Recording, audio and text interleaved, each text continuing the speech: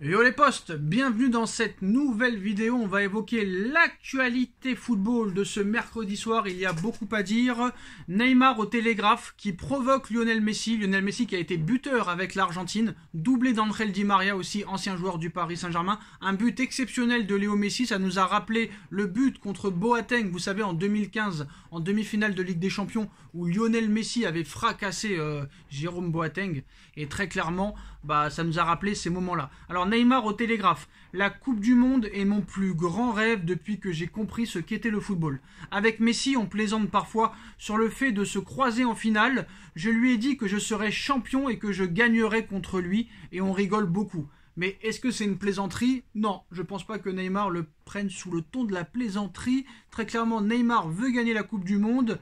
Et si Neymar se retrouve devant Lionel Messi, je pense que ni Messi ni Neymar ne seront amis pour ce match si jamais ils venaient à se rencontrer pour la Coupe du Monde. D'ailleurs, Léo Messi a parlé du Paris Saint-Germain aujourd'hui après son but et la victoire de l'Argentine. Je me plais beaucoup plus à Paris, je découvre la ville et je la trouve magnifique. Lors de la première année, il y a eu un énorme changement, tout a été brusque. Après cette période et des moments très difficiles, je suis heureux de vivre là où je vis. Donc très clairement là, ça sent bon la prolongation de contrat. Je pense que Lionel Messi va prolonger au Paris Saint-Germain après la Coupe du Monde au plus tard à la fin de saison. C'est sûr et certain. Lionel Messi en a encore sous le pied et je pense qu'il a encore envie de réussir et prouver qu'il pouvait réussir ailleurs qu'au FC Barcelone. On va parler de Didier Deschamps, les postaux sélectionneurs de l'équipe de France, qui envoie une punchline et une critique envers Karim Benzema et Kylian Mbappé, qui sont censés être les deux leaders, les deux nouveaux leaders de cette équipe de France. Deschamps à RTL, qui a parlé aujourd'hui en expliquant que si la France peut conserver son titre malgré les forfaits, il y a des joueurs importants absents, ça peut arriver à d'autres nations, j'ai confiance aux 26 joueurs que j'ai choisis, ils feront tout pour que l'équipe de France soit performante et aille le plus loin possible. Il lance une punchline sur Mbappé et aussi sur Karim Benzema. S'il est possible d'avoir deux patrons avec Benzema et Mbappé dans l'équipe, ils ont des qualités, mais ni Mbappé ni Benzema n'ont envie d'être des patrons.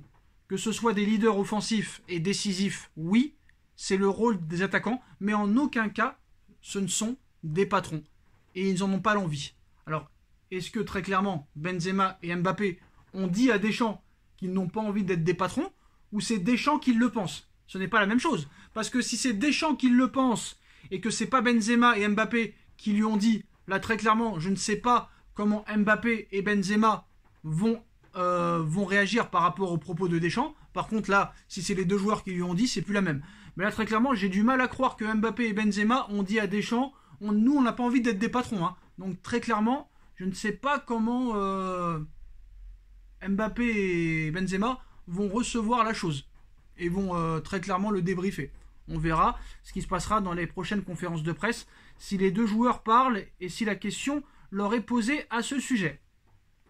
On va parler d'une énorme information, les postons en fin de vidéo, sur Zinedine Zidane.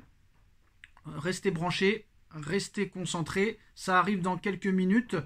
Je voulais aussi parler de la vague de racisme qui s'abat sur l'équipe de France, que ce soit Dissassi à cause de sa blessure sur Harit, de Kamavinga qui reçoit aussi une vague de racisme sur les réseaux sociaux parce qu'il a blessé Nkunku. En aucun cas les joueurs font exprès. Donc les réseaux sociaux maintenant c'est à vomir et on le sait que ça va continuer très clairement. On a vu encore l'histoire avec l'Argentine et Mbappé. Voilà, les réseaux sociaux c'est à vomir, mais malheureusement ça continuera jusqu'à la fin des temps. En tout cas, courage pour Nkunku, courage pour Harit, et il faut que Dissassi et Kamavinga et surtout Mbappé ne se laissent pas déconcentrer par cette vague de racisme, parce qu'il y aura toujours du racisme dans le monde et toujours du racisme dans le football. C'est ça les réseaux sociaux, les petites merdes qui sont dans leur chambre, en dessous leur couverture, et qui n'ont rien à foutre de la vie, et rien d'autre à foutre que de mettre des commentaires de haine. C'est comme ça. Alors maintenant les postons, on va parler du mercato. Très clairement, il va y avoir bagarre. Bagarre pour Endrick, entre deux clubs, le Paris Saint-Germain et le Real Madrid. De nouvelles informations aujourd'hui du média brésilien UOL. Le Paris Saint-Germain a déjà fait une offre de 45 millions d'euros pour le crack de Palmeiras. Mais les Brésiliens ont refusé. Pas de quoi calmer les Franciliens, qui sont prêts à mettre 60 millions d'euros sur la table. Paris est prêt à mettre 60 millions d'euros, ce qui correspond au montant de la clause libératoire de Endrick. Mais le Paris Saint-Germain va devoir s'employer, même si Luis Campos s'est récemment rendu au Brésil afin de rencontrer le joueur, explique UOL ce mercredi soir. En effet, la concurrence est féroce dans la course à la signature du prodige brésilien. Le Real Madrid aussi a accéléré. UOL assure d'ailleurs qu'il compte passer la deuxième très vite. Le club de la capitale espagnole a d'ores et déjà fixé une date et un rendez-vous avec la famille d'Endrick à Madrid. Ce voyage aura lieu à la fin novembre avec au programme une visite des installations et des discussions pour en savoir plus sur les intentions du joueur de 16 ans. Alors ensuite ce sera un combat entre Luis Campos, le directeur sportif du Paris Saint-Germain, et Juani Califat, l'homme qui a recruté Vinicius Junior et Rodrigo, ainsi que Militao, d'entrée en scène. En effet, les merengues comptent sur ses relations et son sens des négociations pour faire des miracles et trouver un accord avec Palmeiras. Donc il va y avoir un match entre le Real Madrid et le Paris Saint-Germain. Là, c'est le moment pour Luis Campos de montrer que c'est un grand directeur sportif. Si Endrick va au Real Madrid, ça voudra dire que Campos aura perdu la bataille face à Madrid. Si Endrick va au Paris Saint-Germain, ce sera un coup de génie de la part de Luis Campos. Les pronostics sont ouverts, les postos, dites-moi en commentaire ce que vous en pensez. Le PSG qui ouvre grand la porte à Cristiano Ronaldo, pas Luis Campos en tout cas. Luis Campos ne veut pas de Cristiano Ronaldo. Et je suis d'accord avec Luis Campos, Cristiano Ronaldo, même s'il fait une belle Coupe du Monde, il a 38 ans. Il a montré ses limites, je pense, maintenant très clairement. Et je pense qu'il finira en MLS ou en Chine, ou peut-être au Qatar, on ne sait pas. Mais en tout cas, hors de question que Ronaldo vienne apparemment au Paris Saint-Germain. Et on va finir avec l'information qui vient d'Italie, les postos. D'ailleurs, on va parler aussi de la conférence de presse, l'interview de Noël Le Graët, qui a vidé son sac, qui a expliqué très clairement que si Deschamps atteignait minimum les demi-finales de la Coupe du Monde, c'est Deschamps qui choisira son avenir. Soit il reste, soit il part. Par contre, si Deschamps ne va pas en demi-finale de Coupe du Monde, excusez-moi, si la France est éliminée en quart ou en huitième, là très clairement Noël Le Graët se séparera très clairement de Didier Deschamps, même s'il parlera avec lui quand même. Bon, on va pas se mentir, même si Le Graët a dit qu'il n'a jamais parlé avec Zinedine Zidane, qu'il l'a croisé au Ballon d'Or, mais qu'ils n'ont pas parlé ensemble, c'est très clairement du mensonge, du bluff. On sait très bien que Zidane veut l'équipe de France. Le Graët va encore plus loin en expliquant qu'il ne sait pas si Zidane a refusé le Paris Saint-Germain pour l'équipe de France. C'est un menteur. Et on ne sait même pas, Le Graët va plus loin en disant « Je ne sais même pas si Zidane a envie d'entraîner l'équipe de France ». C'est un menteur.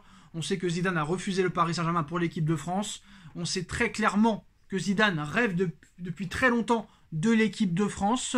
Mais les postos, une information de la Gazzetta dello Sport aujourd'hui en Italie, fait l'effet d'un intérêt très sérieux de la Juventus de Turin pour Monsieur Zidane. Zidane qui a joué à la Juventus de Turin, Allegri qui a fait quand même une première partie de saison assez médiocre, éliminé dès les poules de Ligue des Champions, mal en point en Serie A.